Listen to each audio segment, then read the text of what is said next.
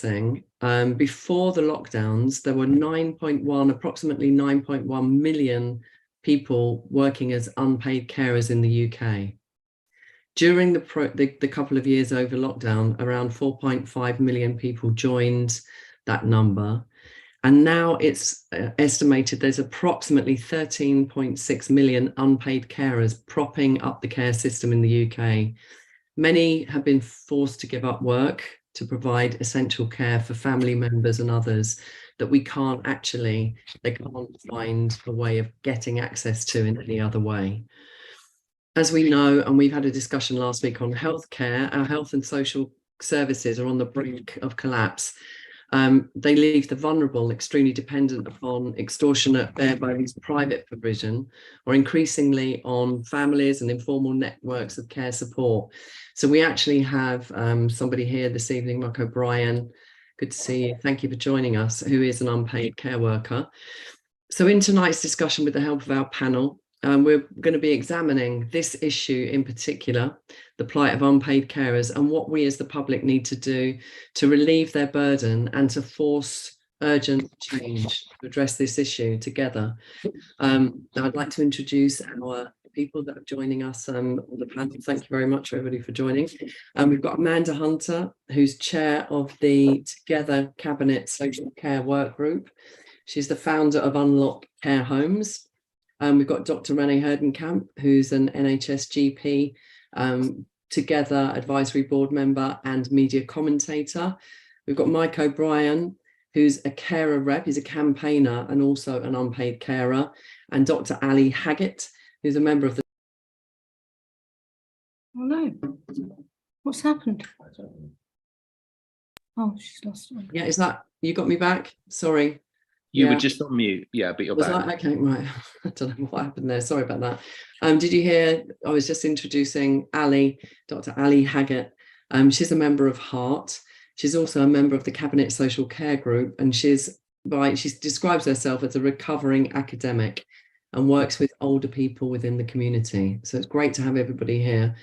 The format tonight is going to be that everybody's going to speak who's our experts here. They're going to talk about their experience around social care and the current state of affairs. Amanda's going to speak at the very beginning to give us a context for that. It's a huge area, and tonight, as I said, we're going to be focusing on unpaid carers in particular, but there's many issues that are kind of connected to this, including caring for young people, caring for the disabled. It's not just, this is absolutely huge. And we're hoping that tonight is going to be the first in a series of discussions that we can pull together to discuss a lot of those issues. So everybody from the panel is going to speak, and Amanda's going to then round up, and I'm going to go out to the floor and ask people if you've got questions and or comments you'd like to make. All the panel will come back and respond to some of those. And then we've got part two, where we'll follow on and kind of build on the earlier points that we're making in the beginning of the discussion. At the end, we'll round up and talk about what we might do. So without further ado, I'd like to hand over to Amanda Hunter. Hi, welcome everyone. In order to get to set the scene and the context of tonight's discussion, I thought it would be useful to briefly describe the current state of social care generally before we move on to look specifically at unpaid family carers. When most of us think about social care, we think about people in their twilight years struggling with the conditions of old age. But this is a misconception. In 2021-2022, local authorities spent 26.9 billion on adult social care, with approximately half spent on care services for working age adults. This compares with the 11.2 billion spent on children's services during the same time. The UK care sector is complex, fragmented, and broken. The situation is not helped by the artificial division between the NHS and social care, which leads to the relative bodies squabbling over who is responsible for funding care provision. Renee will be talking about this in more depth. It is this division, combined with decades of underfunding and lack of investment, and the decision to outsource responsibility for care provision to the private sector, that are largely responsible for the current crisis, both within social care and the NHS. In truth, social care and profit maximisation are incompatible. This is not just the opinion of the campaigners. Those commissioning care on behalf of local authorities are rapidly coming to the same conclusion. As the president of the Association of Directors of Children's Services warned last year, the elephant in the room is profit. However, these systemic failings have been further compounded by misjudged policy decisions taken during the COVID-19 pandemic, the repercussions of which have led to a devastating impact on staffing and recruitment. There are still a staggering 152,000 unfilled vacancies in the sector, which encompasses care homes, nursing homes, and domiciliary care. The chronic lack of capacity, combined with inadequate funding, is causing local authorities and the NHS to ration care provision, thereby denying thousands the support they need. This includes those in need of reablement services following hospital discharge, which Dr. Ali Haggett will be talking about in further depth. While the lack of capacity is largely attributable to poor pay and conditions and the low esteem afforded to care work, there is no doubt that the spectacularly misjudged vaccine mandate imposed on care workers in late 2021 played a very significant role in the current staffing crisis. While the mandate was eventually revoked in March 2022, it led to 40,000 staff leaving the industry. The majority have not returned to the workforce, and why would they, if they can earn more for far less arduous work in retail and hospitality? Care work is undervalued and underpaid, the sector poorly organised and badly led. The so-called Cinderella service, which receives a fraction of the health and social care budget, was failing to meet the needs of the population long before COVID struck. But the fallout following the pandemic has now brought the system to its knees. The family carers forced to pick up the pieces. Unable to find adequate care support for their loved ones, many working families are being forced to reduce their working hours or even give up work altogether to provide essential care. There were already 9.1 million unpaid carers providing support to family and friends in 2019, but this figure grew by approximately 4.5 during the pandemic, as families struggled to find suitable care placements or to secure adequate domiciliary care packages. No doubt the imposition of draconian visiting restrictions during the pandemic and Matt Hancock's decision to discharge untested hospital patients into care and nursing homes also led many families to give up work or reduce their working hours so that they could care for loved ones at home. Statistics show that unpaid carers provide around 90% of all care at home, with many providing care 24/7, 365 days a year, with little to no support. That was my experience as an unpaid carer, and I put in about 120 hours on average a week, 90 to 120, and save the taxpayer about 56,000 at minimum wage rates. Forced to give up work, many are having to survive on means-tested benefits. Not surprisingly, most unpaid carers are living below the breadline. Our speaker, Mike, will be offering his insights into the practical and financial struggles faced by unpaid carers. Unsupported, overworked, and impoverished, many family carers are at breaking point, with many suffering severe physical and mental exhaustion. The situation is unsustainable, not only for those providing and drawing on unpaid care support, but for the economic viability of our health and social care services. We will not be able to meet current need, far less future demand, if vast swathes of the adult population continue to be forced out of the labour market and onto state benefits in order to meet the care needs of our ageing and disabled populations. Nor will we be able to meet the future care needs of UK citizens if our economy continues along the sluggish, low-wage, low-growth trajectory our political leaders seem hell-bent on keeping us on. But what we do about that will have to be the topic of a future discussion. I'll now hand over to Renee, who's going to help us get to grips with the collapse of the NHS and how its failings are impacting families and those they care for. Thank you. Thanks, Amanda. Renee, are you okay to follow on? Thanks. I am indeed. Hello, everybody. So for me, I guess I come at all of this working at the coalface every day in NHS GP. And the only thing that you can truly take away from that experience every day is that the NHS is totally broken. It is broken from top to bottom. And when I say bottom, I extend that obviously into the community where people are needing all sorts of services, be that immediate access to blood tests through to district nurses and proper care. We've got record wait lists to the point where I honestly say to patients every single day, I have no idea when they ask me how long it will take for them to be seen. We've also got a record number of beds, which at the worst is called blocked, but I just say beds that are filled with people who are absolutely fit for discharge. And the worst place that someone who's fit for discharge to linger is in a hospital, where they actually become more isolated, more depressed, and more at risk of an infectious disease. We all know in COVID that the most dangerous place that you could be in terms of catching COVID was in a hospital. And that goes for flu, norovirus, and all sorts of other nasties. Now, those people are only there because the care system is so broken.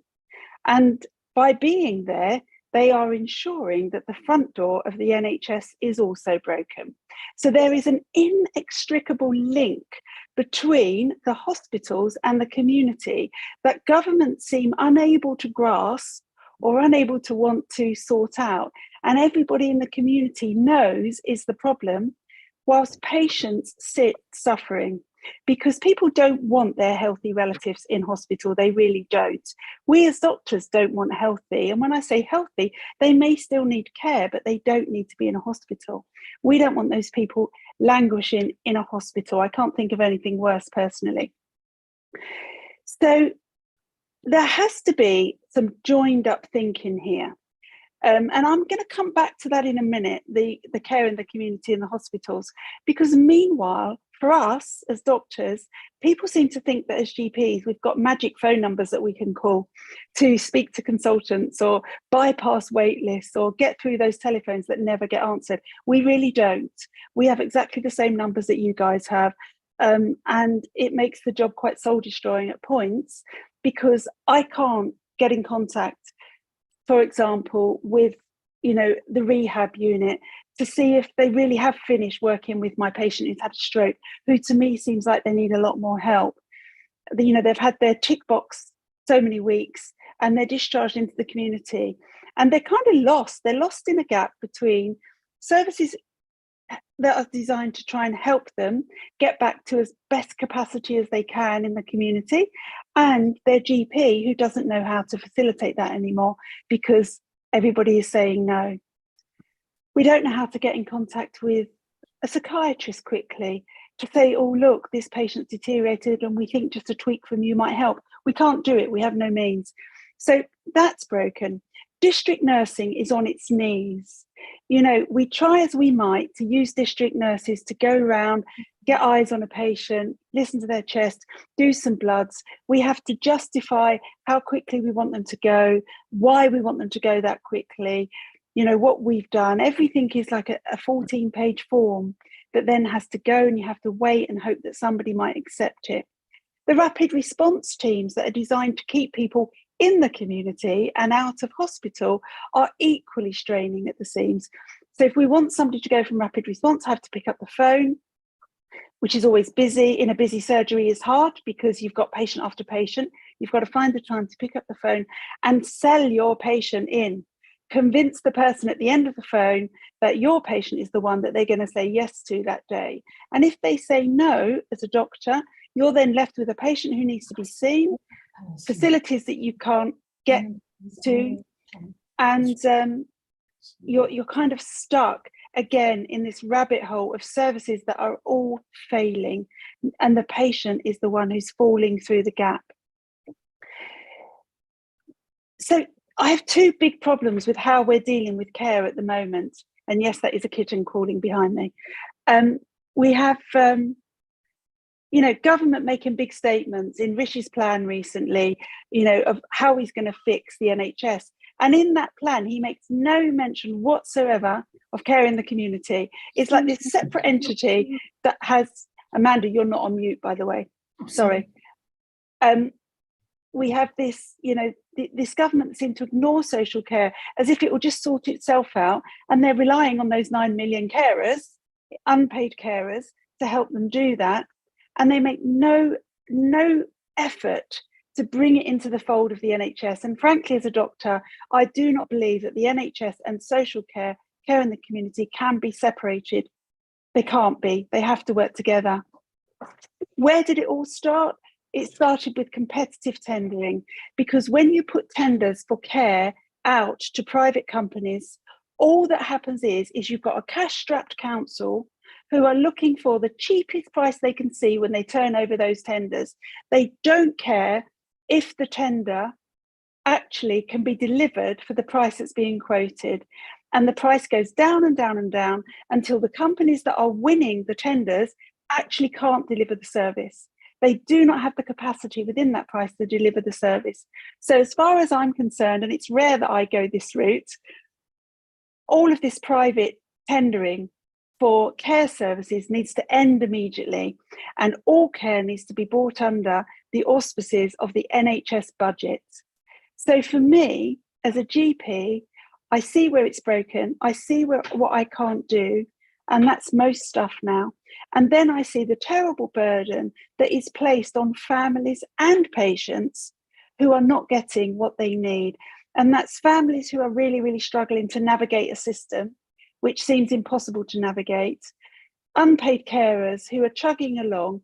Society kind of expects people to care for their own relatives. And there's a bit of snobbery about this. You often get these comments when we raise this on our shows. Well, you should look after your own mother. But if that means that you can't physically work and look after the rest of your family or your own mother, then it's a problem.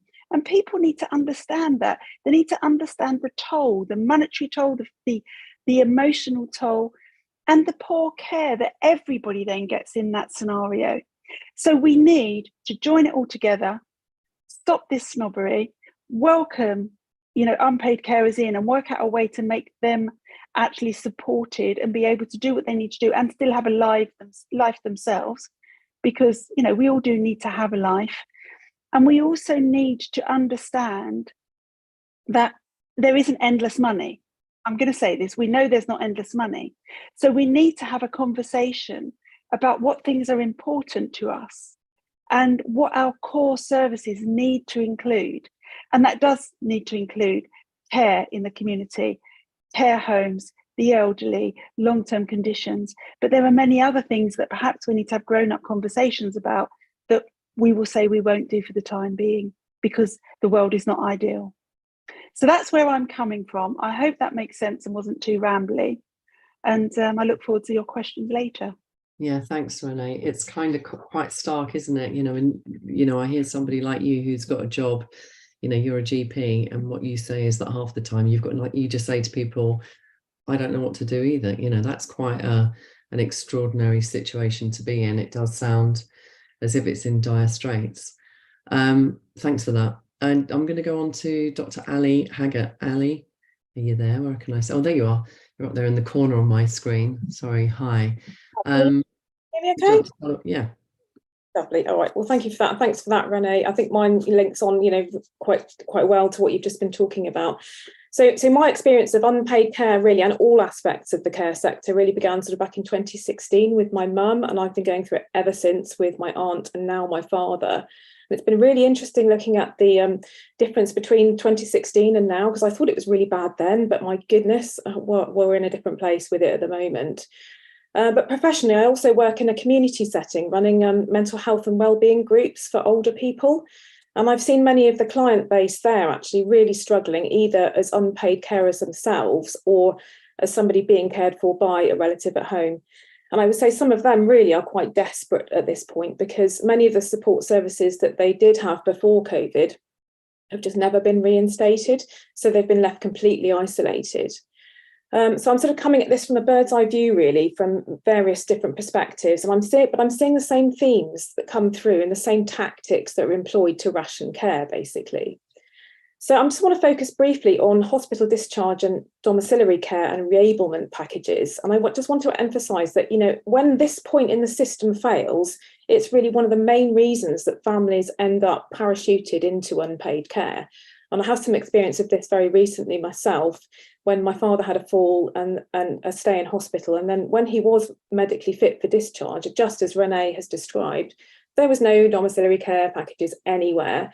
And in fact, Cornwall, where he lives, is, I think, the worst, I think, in the country, being a holiday destination with lots of second homes, very difficult to find somewhere to live down there. So we are in quite a different situation in Cornwall, and there was just absolutely nothing. So we are offered a reablement package, which ostensibly is a really sensible idea. It's this idea of giving a time-limited care package for about a month to help somebody get back on their feet and then, reach independence. So offered to the right people, it's a really good idea. But obviously for someone very old and frail and just suffering from ageing, it's not a great idea, because this person's going to need long-term domiciliary care. But we had nothing else, so we accepted this. And I was suspicious. I have been through this now with two parents several times, but we had to take what was offered to us.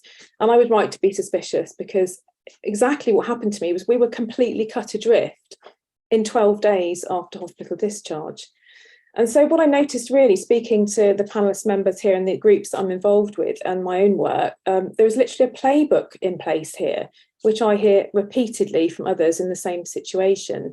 So, for example, when the carers came in under this package, I noticed that their care sheets didn't reflect what I was seeing about my dad. So they were saying that he's managing tasks perfectly well on his own. And I was watching him saying, well, actually, he's not. And you'd reply to the care sheet and not get a response. The second thing I noticed was that any kind of assessment that was suggested is always done without a family member present, despite the fact you're promised on the telephone that, yes, they'll let you know and you can be there. Well, I got on a train for my 2.5 hour ride home, and the team leader came round to assess my dad deliberately the next day when I wasn't there. And if you think about it, older people are very vulnerable, and they're also very proud, and they're not really that great at analysing their own needs in care, and they're quite easy to manipulate. And so I literally got a telephone call, which is the next tactic they always employ, on a Friday afternoon at 4:45 to say that actually the team are just pulling out in 48 hours because my father is now independent. And so this is, again, reflecting many of the stories that I hear from the people I work with in my community groups. Also, this team didn't record phone calls. So when I asked for a subject access request to prove that they promised me they would help me find domiciliary care and they would never leave us just cut adrift, I couldn't prove that because there were no recorded phone calls. And the care sheets, of course, are quite cleverly designed to demonstrate the person is perfectly independent.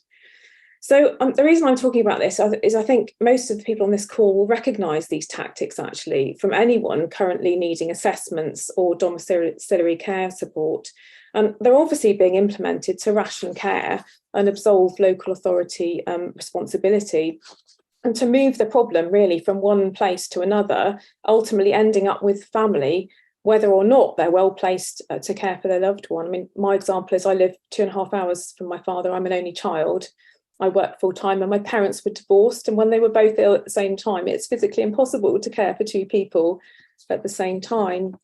So currently I'm firefighting with a patchwork of friends popping in and Meals on Wheels, a cleaning lady.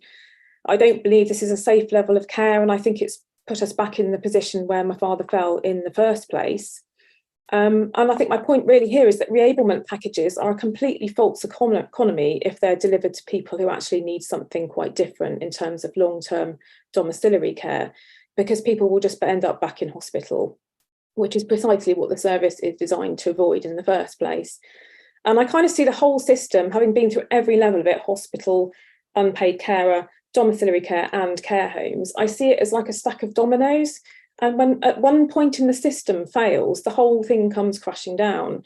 And so without good domiciliary care and rehab service, we are never going to free up hospital beds. Families will be increasingly pushed into unpaid care, whether they are able to do it or not, frankly. But most worryingly, vulnerable people will end up readmitted to hospital, which is where we want to avoid them being. So that's my sort of personal example used to illustrate everything I'm seeing amongst other people and how that point in the system is just so crucial. Thanks, Ali. That's a real clear overview of that. There's a lot in there. I've had a very similar experience with my mum. She was in hospital. I won't go into the details, but yeah, when she came out, they couldn't have got out of the place fast enough. And it was quite extraordinary to see professionals kind of talking about my mom being fine when she absolutely wasn't. You know, it was really bizarre to have this kind of, well, she can't do this, she can't do that, she doesn't feel well, she's reliant on this, and that just wasn't. It was kind of this odd justification of withdrawal of service, which I think must be very strange as a professional carer to have to do that in order to justify what's going on. Thank you for that. We'll come back to that. If I can just ask everybody on the call, if you can start to think about the points you'd like to make and or the questions you'd like to ask before I go over to Mike. Mike, we've been waiting very patiently there. Mike is an unpaid carer and he's going to talk about this from the coalface. Thank you. Thank you. I just wanted to just start off by backing up what Ali was saying about assessments, because we recently had needs assessments done for both of my parents. And as they were doing the assessment for my mother, she was actually coerced by the social worker into saying that she can do things that we both know she cannot do safely on her own. She needs help with. So yeah, you know, the system is basically set up to work against us rather than work with us.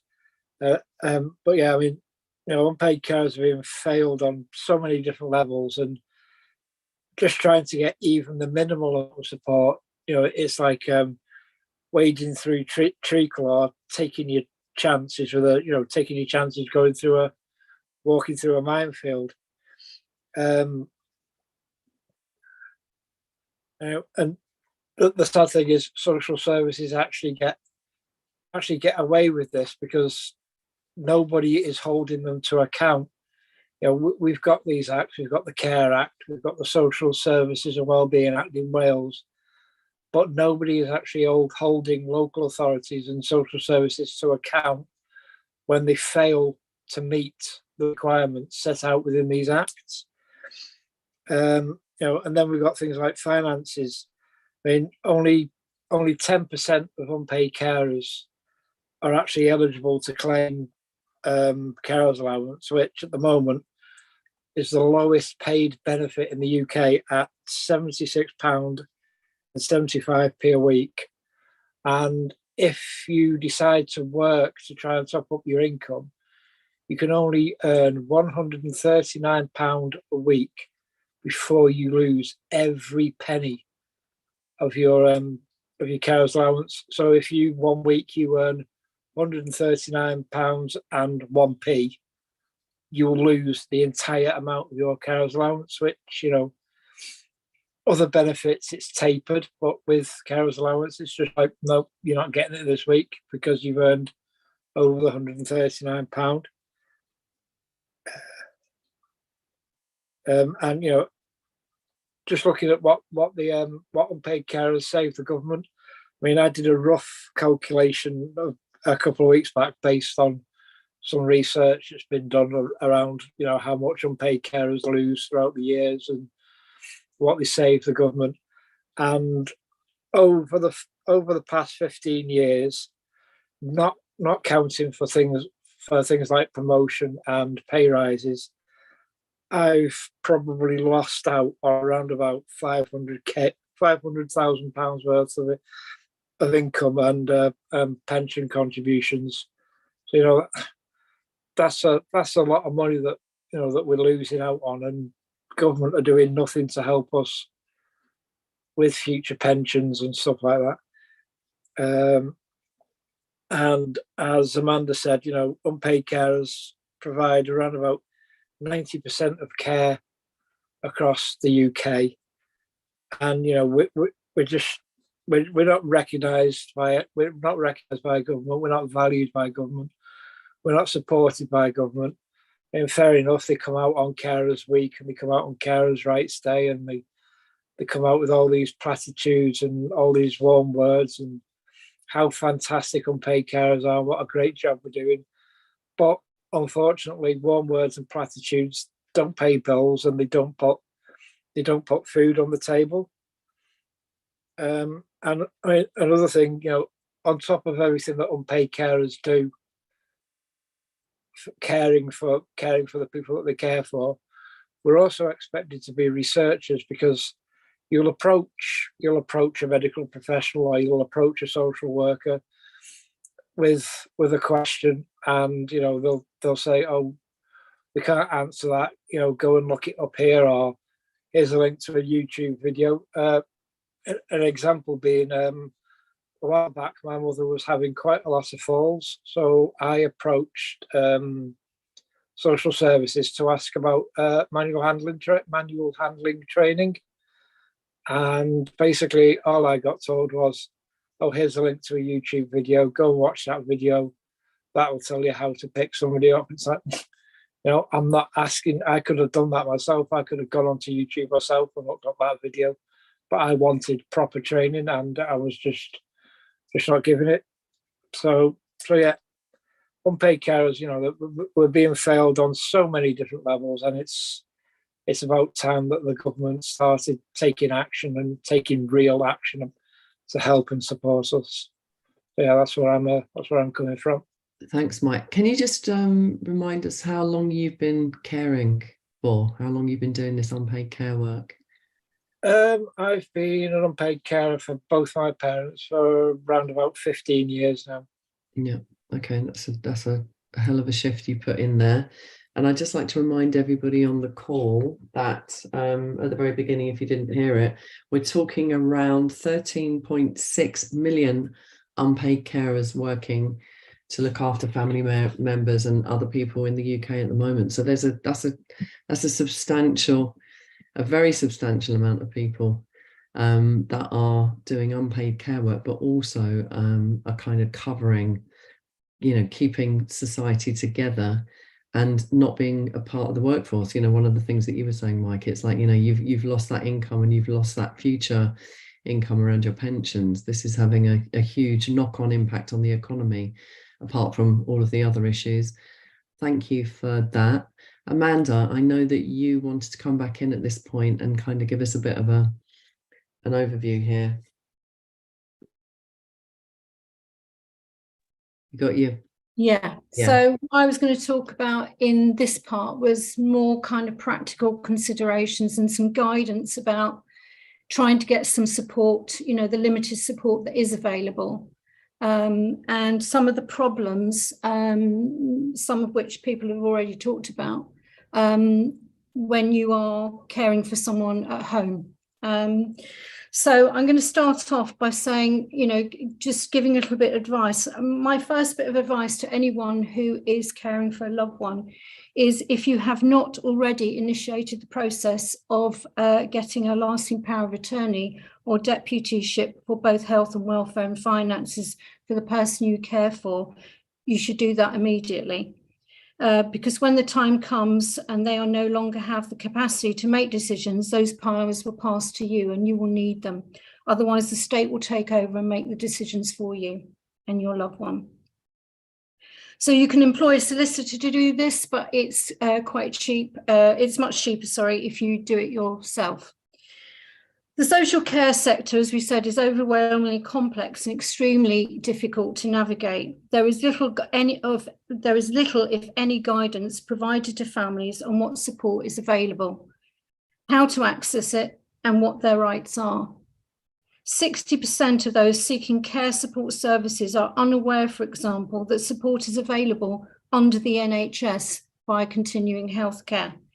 Unlike local authority care services, which are means tested, CHC funded support packages are available to people regardless of their wealth. And it's why it's called the NHS's best kept secret. However, even those who are aware of NHS provision The process of successfully securing a CHC-funded package of care is complex and fraught with obstacles, meaning many families give up at the first hurdle. That said, for those with particularly complex or long-term care needs, it's worth pursuing, as the potential savings are huge and could avoid the need to use hard-earned savings or sell the family home to cover care costs. The threshold for free care is still around, I think it's £23,000, and has not changed in over 10 years. So if you've got 23,000 or more, you will have to pay for your care. And if you don't and you have a home, you will have to sell it. There are some excellent online resources from advocacy groups providing advice on how to initiate the process and proceed through the various steps, as well as advice on how to ensure your relative is properly assessed. There are also a number of companies, such as Beacon is one, that provide free telephone advice for up to 1.5 hours, which was extremely useful. When I was going through the process, it was really, really useful. Having gone through the process myself, I advise family carers to familiarise themselves with their rights and those of their loved ones under the national framework. CHC assessors will often allow their decision to be guided more by budgetary restraints, which is the same with local authorities, rather than the clinical needs of the individual, which the NHS is legally obliged to meet. It is therefore paramount that a family member or friend with in-depth knowledge of the individual's needs is present at the assessment. As Mike said, even when he was there, they tried to wing it and was saying that his mother was able to do the things that she clearly was not able to do. Even for those with capacity, CHC assessors have a habit of deliberately downgrading needs in order to deny families support. This was certainly my case. Gather as much evidence as you can to support your assessment of your loved one's needs and stick to your guns. I was so desperate to get my mother out of institutional care during lockdown that I ended up agreeing to provide a lot of the care myself, despite my mother being bedbound and needing round-the-clock two-person care support. This was a mistake. When my mother was discharged home from hospital, she was given a prognosis of end days weeks. 3 months later, I was still fighting for 7-day night support and was having to get up in the night as well as do a full 16-hour day. My mother lived another 11 months after that. I found myself working between 90 and 120 hours a week with little support due to the inexperience of the staff sent to us by the agencies commissioned by the CHC. And this is another major problem faced by unpaid family carers who do succeed in getting care support. Invariably, they have a far greater understanding of the needs of the person they are caring for and how to meet them than the care staff sent by the commissioning agency. Training is minimal, and most of the people that are coming in have very little care experience. And certainly in my mother's case, my mother had complex needs, everything needed to be done from the bed. Most of them had only had experience of very minor sort of care support, making cups of tea, personal care, and that was it. Even when CHC funded care, which is awarded to those with complex nursing needs, there is a significant mismatch between the complexity of care required and the skills of those employed by the agencies. This often prevents unpaid carers from returning to work. Home care is the most under-regulated sector of the social care sector. 3 months into our second agency, the quality of the agency staff plummeted. Most lacked even the most basic of care skills and would disappear after a few days, only to be replaced by someone equally ill-prepared. I ended up training 25 staff in 3 months. It turned out that the agency had subcontracted the package to a cowboy outfit without CQC registration and without informing the commissioning body, the CHC. My experience is far from unique, as unpaid carers on this call will know. Community support services, support for unpaid carers is barely existent. Even when they themselves are sick, it is nigh impossible to get emergency respite, as I discovered when I did my back-in and was refused cover. Community support services, as Renee also talked about, are extremely difficult to access. We did have district nurses coming in to give an injection, but if they were asked to do a daily injection, but if they were asked to do anything else, it was impossible. GP home visits for people who are bedbound are extremely difficult to get. Invariably, I'd end up having to call 111 at the surgery suggestion if no doctor was available. And then often it would be paramedics who'd be sent out at huge expense to the NHS. The waste, as Renee said, within the system is staggering. Health teams who are supposed to be on hand to provide advice, such as dietitians, respiratory specialists, etc., are also impossible to track down. Since the pandemic, you can't speak to anyone anymore. It's a question of leaving a message up with a switchboard in the hope that somebody will call you back. If they do, it's probably 2 or 3 weeks later when it's too late. Risk aversion is another problem. When seeking advice from the district nurse team on how to use a nebulizer, I was told there was no one sufficiently trained and was directed, like Mike, to a YouTube video instead. I began seeking advice on the internet. Not ideal, but unpaid carers have little choice. This led me to a number of support groups set up by unpaid carers. They were my lifeline. Not only were they an invaluable support source of practical advice, but fellow members also offered emotional support when I was at my lowest ebb, as did members of my own group, Unlock Care Homes. There are many grassroots groups out there, such as the People's Care Watchdog, and Leandra is the founder of that is with us tonight, and Mobilise, We Care, and Safeguarding Futures. The latter offers financial advice. There are also larger organisations such as Carers UK, which provide useful resources, but they are very out of touch with the reality of unpaid carers' lives. What carers really need is access to support on the ground. If the state wants working families to take more responsibility for looking after elderly and vulnerable relatives and friends, it needs to provide support, both practical and financial, to allow them to care for people adequately and safely. The situation as it stands, as I said, is unsustainable, but in the meantime, thank God for our grassroots support groups. We will need to strengthen them, build on them at local level if we are to provide the urgent support that unpaid carers so desperately need. Thank you. Thanks, Amanda. Good to hear about these other organisations, particularly Leandra's People's Care Watchdog. I'll come to you in a second. I know that June Slater's here. June, I know you've got to leave the Zoom in a few minutes, and maybe you've got a question or two, or you'd like to add your observations to the panel, please. Hi, June. Good to see you. You there? Yeah. Can you hear me? Yeah. Can hear you now. Yeah, thank you. Thanks for inviting me. What worries me with this, which is why I've been helping people locally, is we need to prepare people, the public, to get more involved rather than wait until the crisis happens where their loved ones taken away, probably in a rush because of a fall or something, to hospital, and then they're in the system, and then you're waiting for them to come home.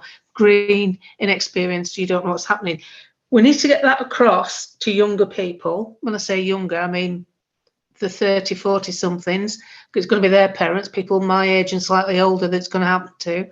And we need to create some urgency around it. And the only way we can do that is to, if it was done on telly, it will be advertising. What we need is a very outspoken spokesperson who's relatively famous. The way Farage has highlighted the banking situation was going on anyway with many politically connected people, but nobody knew about it. This is in the same boat. So we need to find someone where it's happened to them, but they're more of a famous person, so that people, we need a crowd drawer. We need someone to draw a crowd to this. and we can help, you know, with Together Declaration and people like myself who are prepared to talk about it, because I see this as as Renee said, if you sort your care out, your national health will pick up. And it needs to be done at grassroots level. Through the pandemic, I was handling personal cases from people who contacted me with basically lost, marooned with nowhere to go. A man's wife was taken into care, didn't even know which home she was in. Another one, they'd been split up. Parents had been split up, one to one home, one to another. And the only way we got to the bottom of it was because I acted as a personal advocate on FaceTime, so that when the social worker came round to see the individual, where they would normally patronise them with management speak and get shut of them in the 10-minute slot they had to see them, when they walked in the home, the person would say, I've got my personal advocate here, she's on the phone, and I dealt with them. Because you're younger, you're not emotionally involved, and you don't take any crap off them. And there was a lot of crap. And we've got people who are so ready now in this industry to hide behind bureaucracy. Oh, we're not trained for that. Oh, there's a WhatsApp, there's a Zoom call you can go on, there's a YouTube channel you can watch. We need people who are committed to the job, these home carers. And I'm sorry, but I come from the world of business. I don't come from care. And this is being run like the worst business in the world. This is profit driven, with people who never see the individuals that they're charged with. And we need to personalise it more. We need to get them more involved. They need to have more to lose.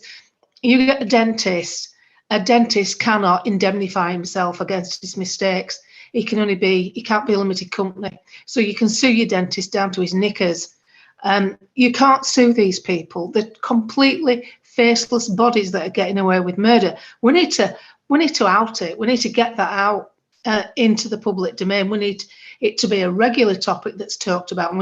And people like Rishi Sunak should not be getting away with bullshit sound bites on TV saying he's going to sort the NHS out. You're sorting nothing out till you sort the care industry out. You start at the care industry, the NHS will naturally pick up anyway, and you stop taking beds off us.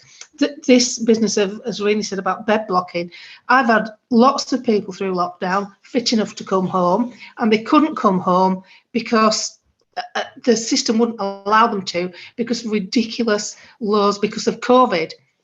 And what we've got to do, we've not got to let this happen again. This is the precipice of doom.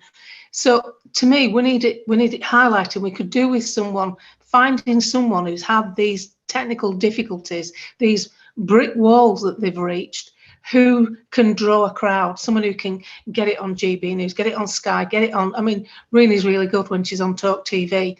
We need to highlight this because it's going to happen to every family.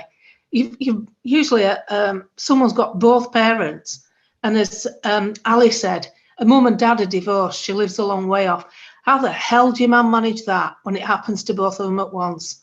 So there needs to be a better infrastructure of people to connect with. This tick box exercise and this sneaky way that they're contacting people, knowing full well that the compos mentis one, the one that can make the decisions, isn't in reach. Oh, we went today, you weren't there. We've got to stop that. There should be some legislation pushed through that means they have to deal face to face with someone who can say, no, I'm sorry, you're wrong. My dad is not fit to be looked after, to be left on his own.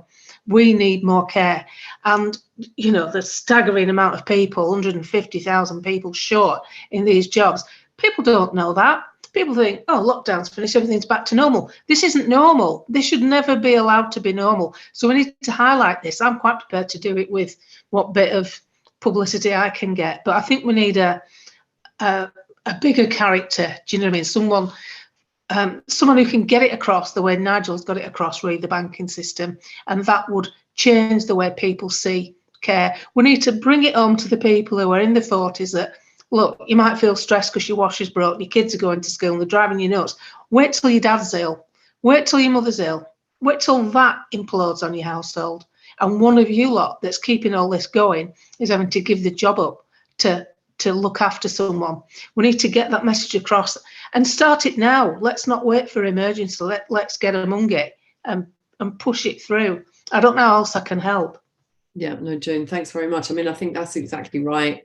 You know, that's the reason why we're having the conversation this evening, is to kind of think about how we can really hit back and raise this up the agenda, because there's so many things on there. But as you say, it's so central to every, you know, to healthcare, to how we run as a society, what our priorities are, keeping people in the workforce. It, you know, it's got so many different levels. So thank you for that. And as I said earlier on, we're recording the whole event, and we will be sending out notes out of this, and we have got some action plans that we'll be sharing with everybody. So thanks for that. Leandra, you've been putting some interesting notes about care cooperatives and your People's Care Watchdog into the chat. Would you like to tell us a bit more about what you've been up to and your perspective on all of this, please? Yeah, so like everyone else, just so frustrated at basically having 3 years of personal experience with my grandmother, and then hearing so many stories through the People's Care Watchdog, and the situation is dire for so many families, and we don't really know how many families are in this situation. That's the dreadful thing. I suppose where I've arrived at is I have no faith in the businesses that are in charge of these care homes that are being run for profit. I agree entirely with Amanda. As long as there's profit, that we're not going to have the level of care that we need. And I don't have any faith in the government. No government seems to have solved this problem. So where I've arrived at is we need to, as June said, find some real grassroots level solutions. So we've been looking at different things. There are these amazing care cooperatives that we're starting to look into, people that are finding a way to keep their loved ones at home. That's one aspect. And then there are other areas as well, kind of stealing ideas from like free schools and community pubs. So, from my understanding of free schools, and I might be wrong with this, but from what we've looked into so far, free schools have been run by communities, but with central government funding.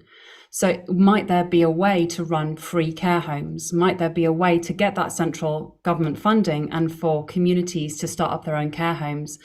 Another question is sort of along the kind of community pub line. Could we have community run care homes? You know, if a community can buy a pub, could a community buy a care home and run it for the community with everyone having a stake in the care home? We're also looking at low impact builds. So if there isn't a space within a a town, a city, or an area, could we build low impact sort of straw bale buildings, which we're currently doing a bit of a feasibility study on? But is that something that we could do, particularly for people with dementia, where they don't want to be in a big, overwhelming, faceless building, but to have sort of small, beautiful little kind of, we're almost thinking of them as hobbit houses, kind of beautiful round shapes that people could feel really held in and really safe, because with dementia, so often people kind of retreat back into a more childlike state. And then another question, or an area that we'd really like to explore that we think could be put forward to community groups, even local councils, is repurposing some of these retirement apartments.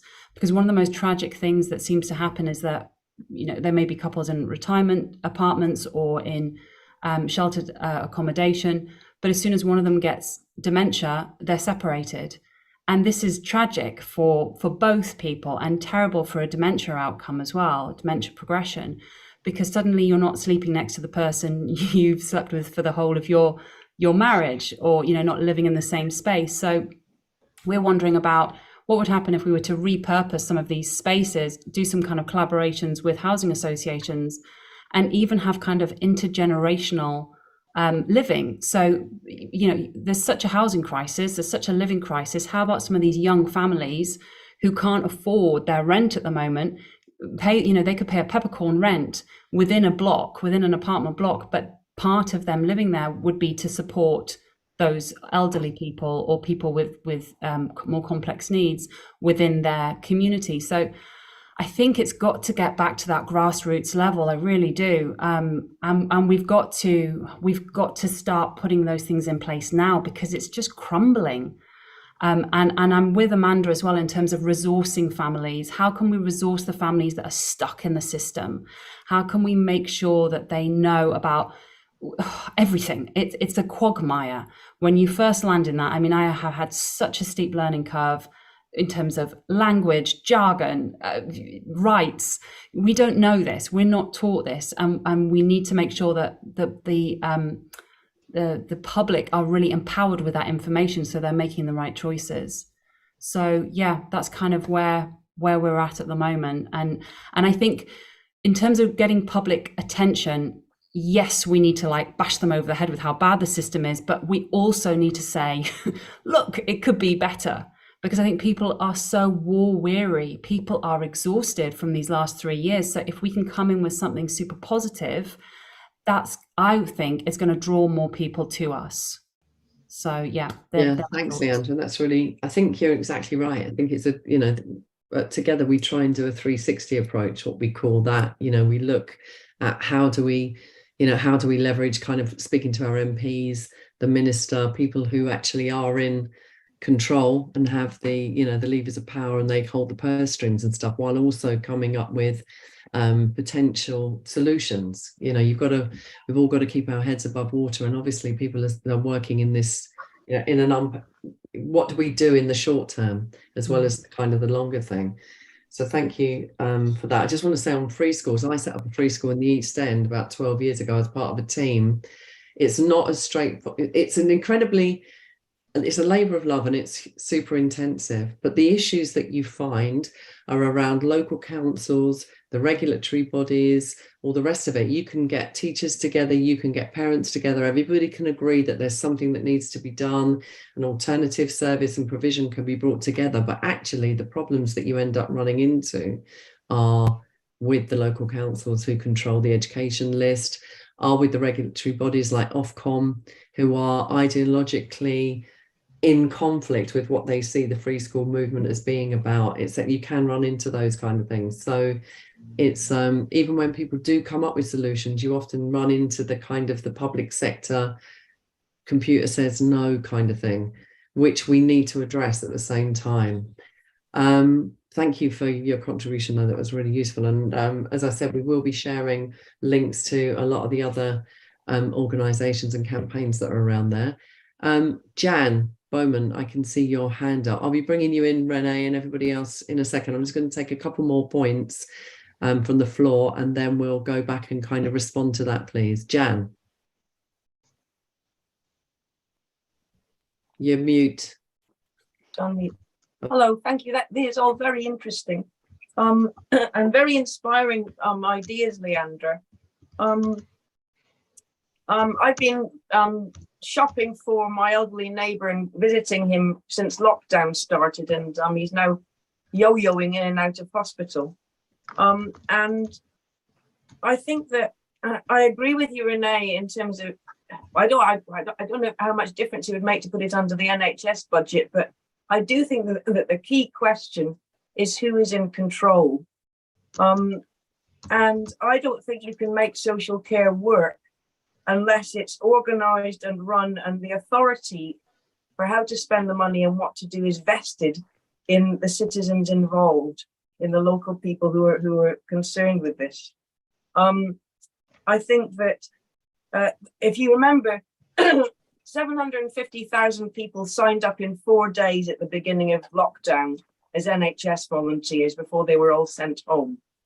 And something like, pardon me, some huge proportion of people volunteer in Britain. Carers are stuck. They've got, they're doing caring all the time. They haven't got the time, but volunteers could help. And I think that let me get my thoughts in order. Whatever happens, I think we need a campaign.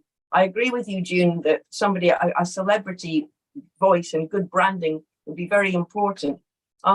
We need a campaign to something like saying a campaign for democracy in care homes and reorganizing, not just the state's got to do it, but rather the control and the authority and the where you spend the money has to be vested in the local community. And I think that's really key.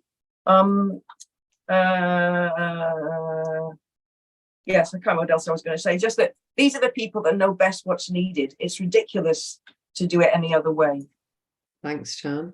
Alan, did I see you put your hand up as well, or did I make that up? Where are you? Can't see you. You didn't make it up, yes, and you did see it. Thank you. Thanks.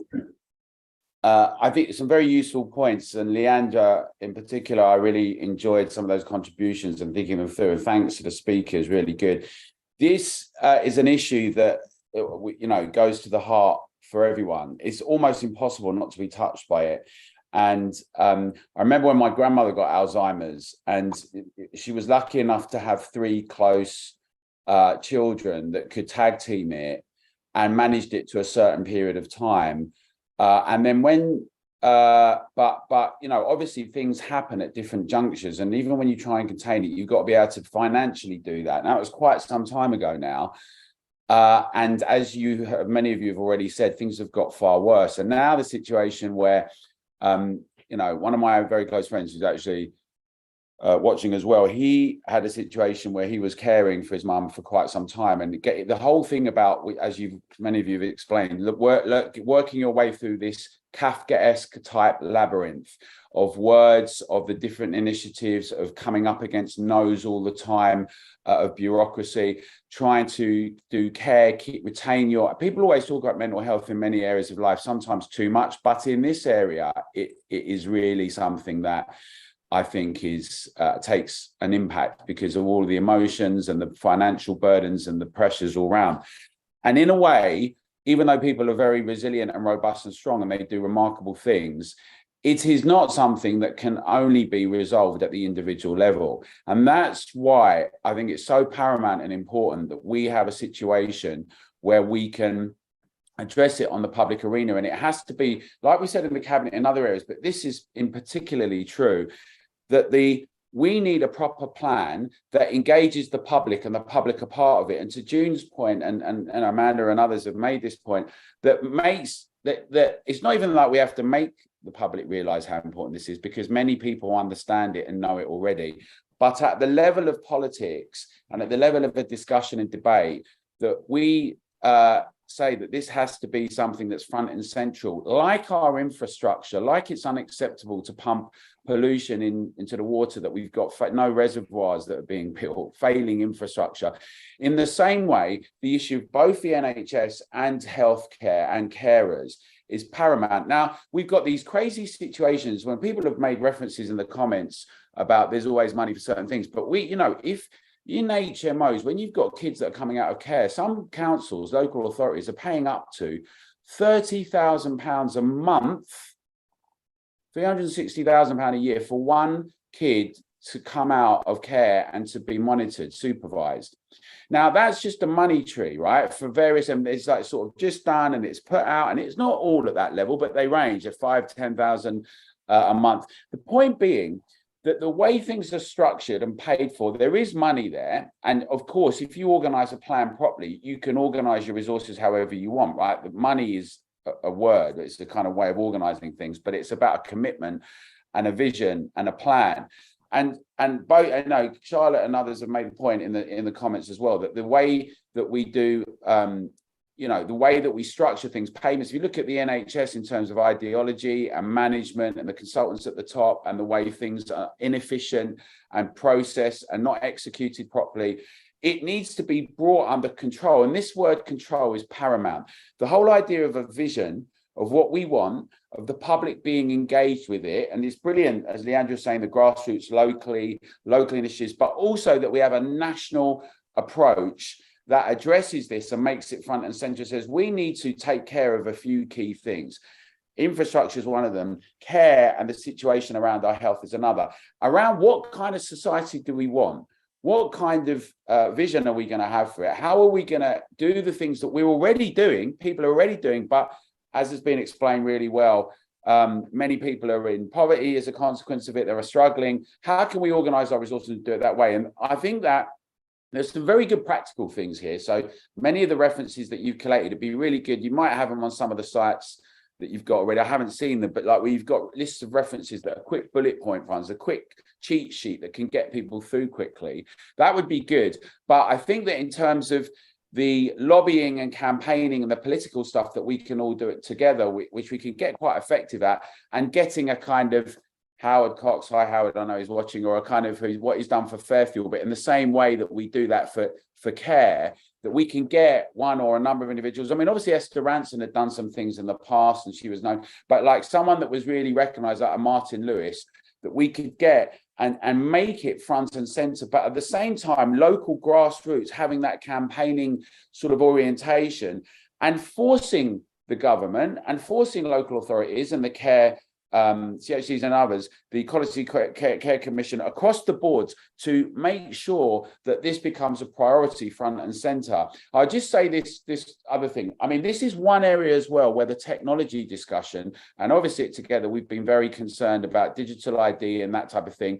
But I was involved with a project with my friend to do around assisted living, to do some wearables and to do, like, you can have the Internet of Things, but you can use technology if you do it between you and family members in the early stages of some of these things happening, where you can facilitate.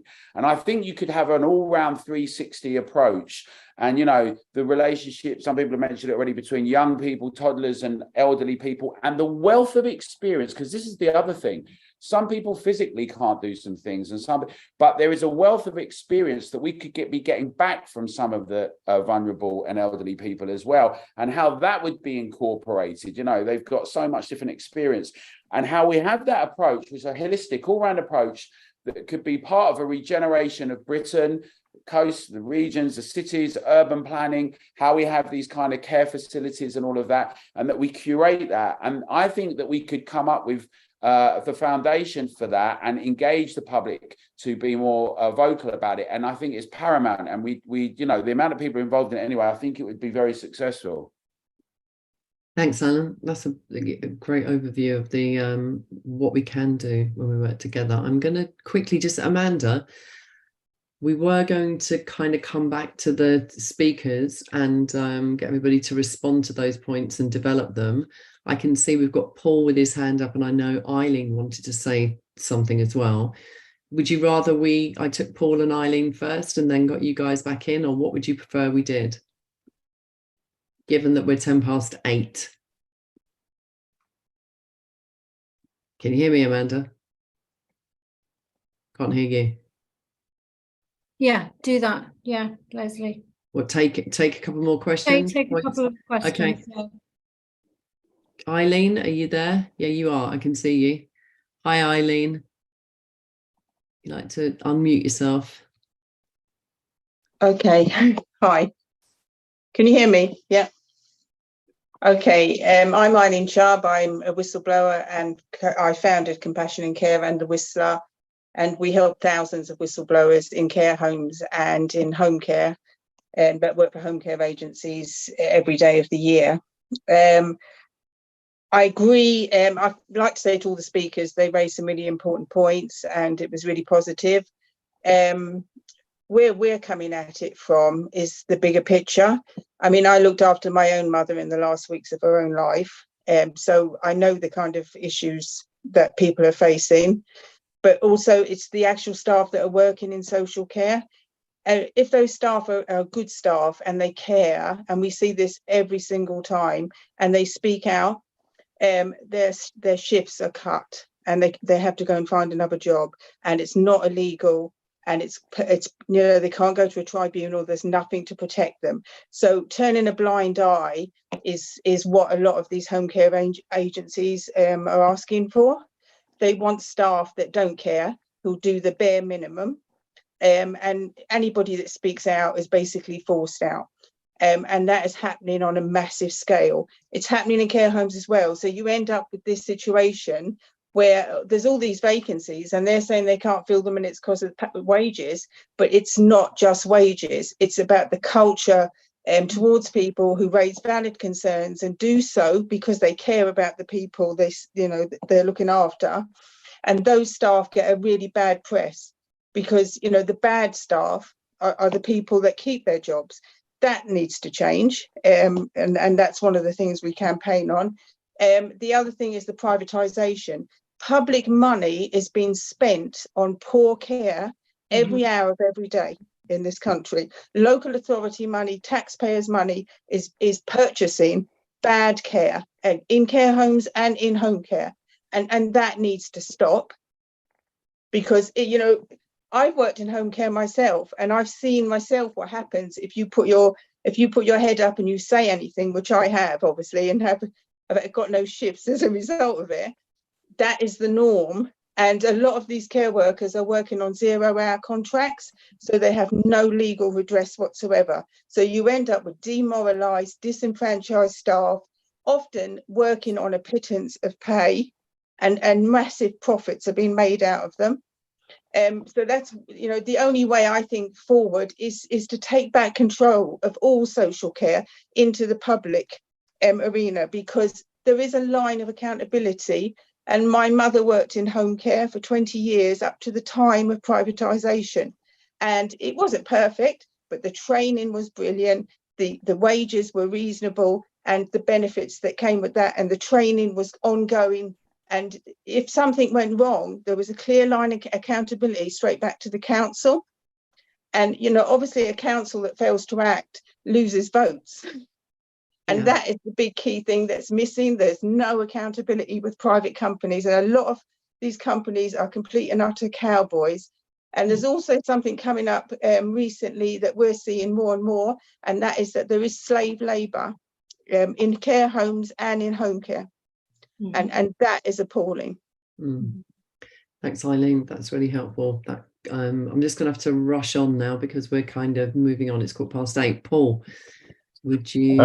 Yeah, hi. Hi, everyone. Yeah, it's just been great listening to this. Really lots of good ideas. I'm going to have to really concentrate this down, and it's almost quite an abstract point. So I hope it doesn't waste time and people don't understand it.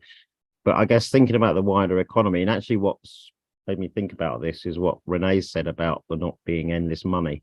Well, to a certain extent there is, but it's just the government and the political parties don't necessarily want us to know about it because they've failed on it.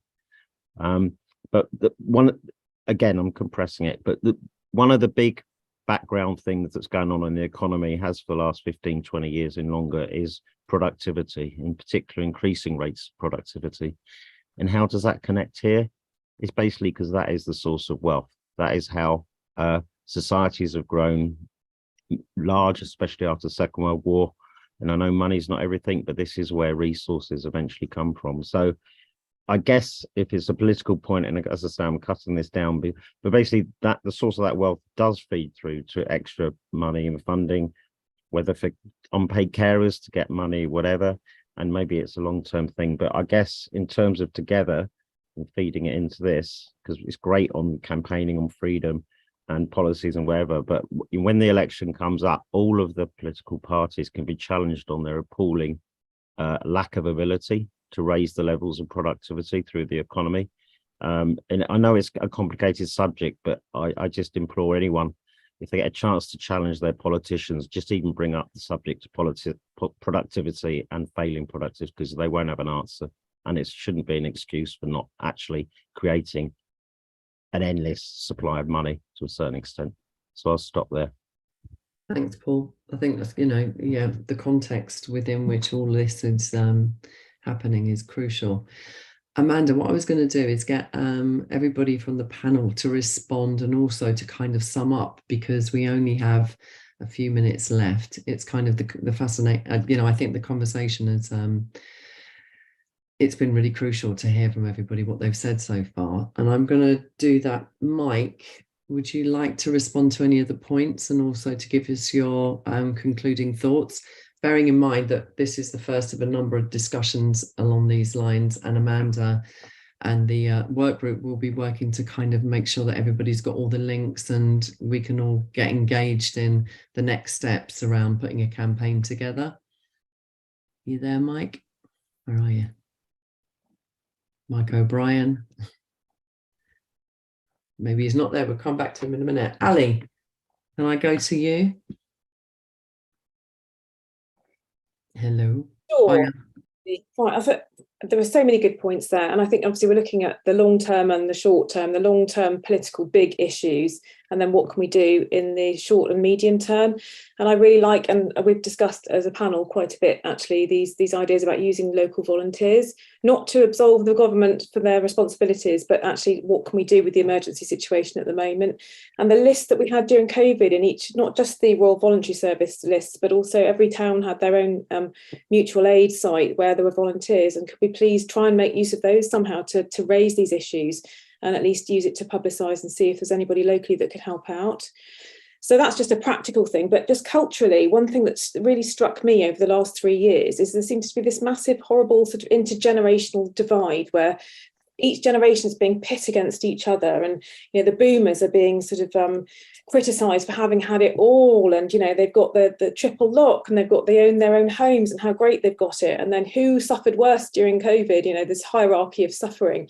And actually, we really need to do something about that and to try and bring the generations in together for solutions rather than trying to pit each other against each other. And I see that all the time. It's on social media. It's pushed by the government. You know, there's a programme on Radio 4 the other day about it.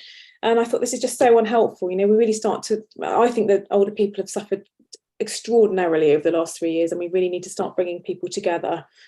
So those would be my final comments, really. But to thank everybody for such great ideas. Yeah, thanks, Ali. I think that thing about the voluntary organisations and what happened under COVID, which seemed to be woefully marginalised. You know, I remember at the very beginning, it was like nearly 1 million people volunteered to kind of help out. And there were the Nightingale hospitals and all the rest of it. And then all that disappeared. You know, it wasn't taken full advantage of, but we know the public are there. Maybe I can't find Mike at the minute. Renee, would you like to come in and give us your thoughts on the conversation and what you were going to end with? Yeah, so thank you, everybody. It's been really interesting. A couple of things have really sprung to mind. Firstly, addressing the issue of money without getting into a deep, dark political hole about it, because you can. There's plenty of money in the NHS, plenty. It's just wasted and frittered away on a daily basis, I can tell you. It's absolutely massive. And if we brought it all together and decided that X amount of it had to go to care, there was no, palming it off on local authorities who then had to beg and borrow extra bits on our council tax, but lump it all in together and then make everyone accountable, I think we'd have a different situation. But we can talk about the waste and what we do about that, because, there are lots of different things. But a couple of things struck me. I think this isn't just a post-COVID thing. I had a very good friend who had a very bad stroke about 12 years ago. And the acceptable care apparently for her, and she was very badly disabled, was to come in at 7 o'clock in the morning, get her out of her bed, sit her in a wheelchair, give her breakfast, leave, come back at lunchtime, feed her, let her use the toilet, come back again at 6 o'clock and put her in bed. And she didn't want to go to bed at 6 o'clock, and I'm sure she didn't want to sit in her chair all day. But that was deemed acceptable care. That's not acceptable to me. I don't think you would treat an animal like that. People certainly treat their dogs better than that. So we have to have a bigger conversation about what is acceptable care for us. How do we want to treat human beings, so that when we put this package together of what we want from the care sector, we're very clear on how we want to treat people and what quality of life we want people to have. Then to that end, I think Leanne's idea about the community care and coupling it with children, I think is something I've been pushing for ages. There was actually a piece in the Telegraph magazine, I think last week, about a young person who was 20 who went to live in a care home for 3 years. And it was a wonderful story about, they expected to be bored senseless and they gained so much from it. And the people in the care homes gained so much. So bringing together young people with old people, I think comes back to respecting everyone in society and in getting them to respect each other. I'm not sure how we do that, but I think it's just all part of what we need to put into the mix to actually get that going. And then I thought about the whistleblowers. I thought that was a really interesting conversation. And if you have a whole collection of whistleblowers there, maybe they formed the campaign. They formed the campaign to shame these private companies. And then we build on that to say what we would expect and how we make it better. And then my final thing is no, money isn't everything. But you know what? if carers can't even earn £10 an hour, why the hell would we expect them to do the most difficult job in society? So I think the TUC document, I'll put it into the chat actually if anyone wants to see it, about, you know, how society benefits by having a minimum caring wage of £15 is very interesting. And so I'll leave all of those ideas there for everybody, and thank you. Thanks, Renee. Mike, good to see you back. You just said you had a carer emergency. You're yeah, I'm back now, yeah. Okay. Now what we're just doing is kind of rounding up, and I'm just asking people to respond to the questions that have been asked and to give us your final thoughts. I know you missed quite a lot of that discussion, but yeah, I'd like to hear back from you if possible. Yeah. Okay, where are we? I know you had some final thoughts, didn't you? You were. Yeah. One of my final thoughts is around carers assessments. I mean, at the moment, every local authority does carers assessments differently, and the way some authorities do it is part of the assessment is contracted out to a third sector organisation. Then it goes back to the local authority. They look at it, and then they come out, and then they do their bit, and then it goes back to the main office, and you know, it's all the care packages sorted out, and you know, they agree the funding and all that sort of stuff. But to me, the assessment, there needs to be a standardised method of doing these assessments so that all local authorities across the UK are carrying out these assessments in the same manner, and it needs to be made less confusing and more easy for an unpaid carer to understand. Because, for example, my authority, they're one of the authorities that contract the first part of the assessment out, and then they email it back to the local authority, and you know, you just bounce back between different organisations all the time, and you end up with, you don't know your arse from your elbow because you're being bounced around that much. And the other thing is the postcode lottery of support that is available within your region. I mean, you know, you can go into one region and you know, you might be able to get an excellent care package with carers coming in and doing all sorts for you, but you ask for that same sort of package in another region, and they just say, well, no, we don't do that here. Or some regions will allow you to use direct payments to get people in to do like things like do your cleaning and do your, maybe come out once or twice a week to mow your lawns and do some gardening for you. But other local authorities, it's like, no, we don't do it that way. We don't offer that. So that's one thing. You know, another thing that needs to be sorted out is the postcode lottery, and finances is another thing that needs to be sorted out. Because, like I said, at the minute, only 10% of carers can claim carers allowance. You know, if you're a full-time student, you can't claim carers allowance. If you're a pensioner, you can't claim carers allowance. But, you know, you're still doing the same level of care as somebody that is claiming carers allowance, but you're penalised because you're a student or you're over the age of 65 and you're claiming your state pension. Yeah.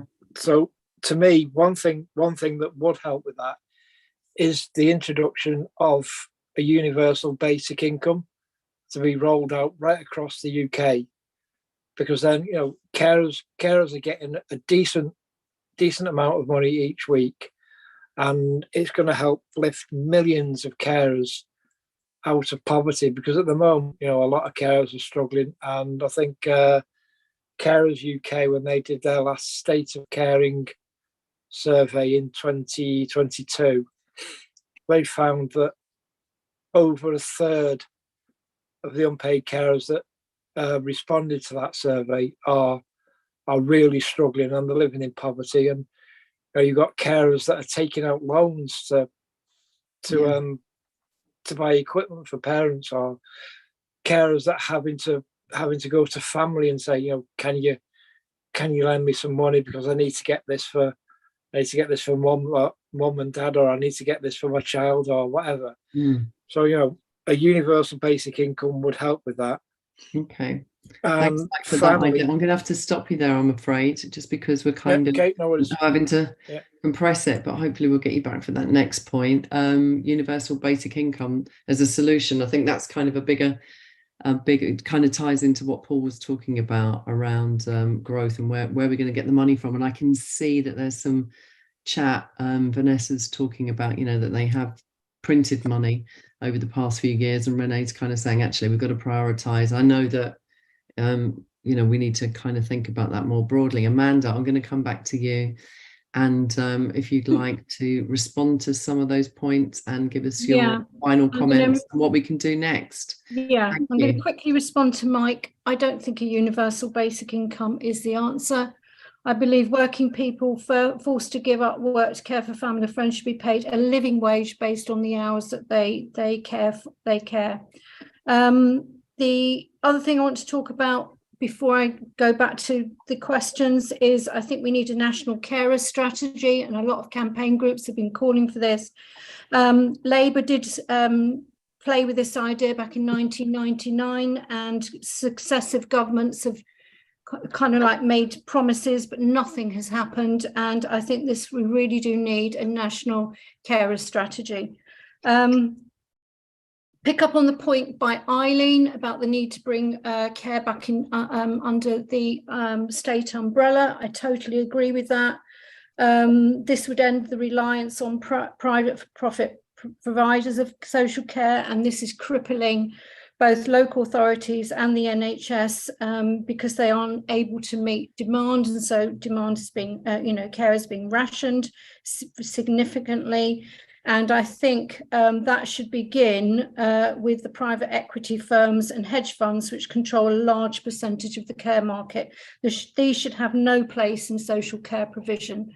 Other thing, yes. So coming back to Jan's point about volunteers. Quickly, if we were to go back to the point where we have social care under the state, it has to be very different from how it was before. We would need to have it based on co-production, a co-production model of care that would bring professionals and citizens together, working in partnership to plan and deliver support services together. The other thing I would like to say very quickly is when it comes to services, there should be far much more involvement and input from the people who need the services and their families. This should not be a top-down, affair. It should be a bottom-up affair where people who are drawing on the services and those that care for them are at the centre of decision making. Yes, on Renee's point about, she was talking about I think it was a lady she was saying, and how, the reality of her care and, going to bed at 6 o'clock and things like that. Yeah, absolutely. And I also think that care has become a set of tasks to do to people rather than a resource shaped by those, as I said, who draw on the services, which enables them to live more productive, independent lives. About the volunteers, totally agree with that. And I think the problem with the big things like the Royal Voluntary Groups, as we saw during COVID, it's all those people signed up, but I never got a call and I was signed up to 2. And I think we need to bring this to local level. So as I was saying before, I think we need to work with national grassroots advocacy and campaign groups, build upon them, come together in our local communities, build support hubs to support unpaid carers on the ground, whether that is just helping with simple tasks such as shopping, prescription collection, etc., or more complex tasks that involve more hands-on care support. It is our proposal that in addition to a national unpaid carers register, so making sure that we know how many people are out there so they can be targeted with the help that they need. I think we need to establish local registers of volunteers that can be coordinated and called on to deliver support where needed, especially in times of emergency when carers need urgent help or respite.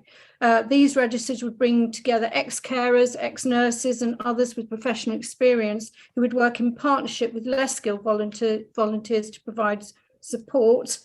And lastly, you know, obviously the state is doing its job, it's not doing its job. And, you know, in order to get out of the mess we're in, yes, we need to be lobbying our politicians, but we also, the public, need to recognise that meaningful political change is not going to happen overnight, and perhaps not for some years.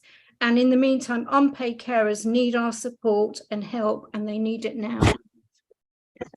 Thanks, Amanda. I absolutely agree. I mean, there's just been some really interesting practical ideas that have been coming through the chat, and that people like Leandra and Eileen and others have talked about. I think the next steps can be, as I said, we're kind of going to pull this conversation together and kind of send over a list of what was discussed here. And Amanda, let's pick up and think about how to prioritize and action some of these things. I mean, we talked about setting up some kind of local groups, using WhatsApp as a way of organizing people locally. I really like this thing about volunteers and people with skills and stuff. So if everybody's okay, we will keep you on record, keep you up to date.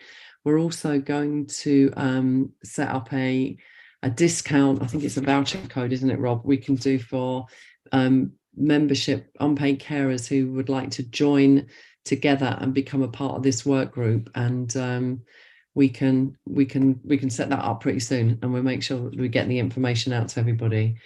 I think we've pretty much covered a lot of ground this evening. Has anybody got anything they would really like to say before we sign off for the evening? I just want to thank everyone for making this such a rich conversation. So thank you, everyone.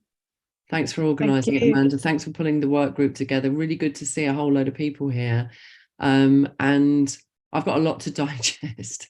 There's a lot to think about here. Obviously, we're facing, a crisis, but it's a crisis that we have to solve. Mike, hearing about your experience and everybody else's experiences here, I think there's enough of us. We know what needs to be done. We know that care is crucial to the type of society that we want to be together. So, let's continue this and kind of think about how we can kind of action some of these practical ideas. And I'd like to hear more from, about this. Thanks very much. Will you copy the chat? Yeah, Rob, can we keep the chat as well as everything else? Yeah. Thanks, Renee, for joining. Thanks, Ali. Thanks, Thank you Mike. all. Yeah, good to see you, Kath. Hi. And thanks for all your questions and points. And we'll keep the conversation going. And as we said, we've got some practical things to do as a consequence of this conversation. Thank you. Thanks very much. Good night all. Bye. Good night, everybody.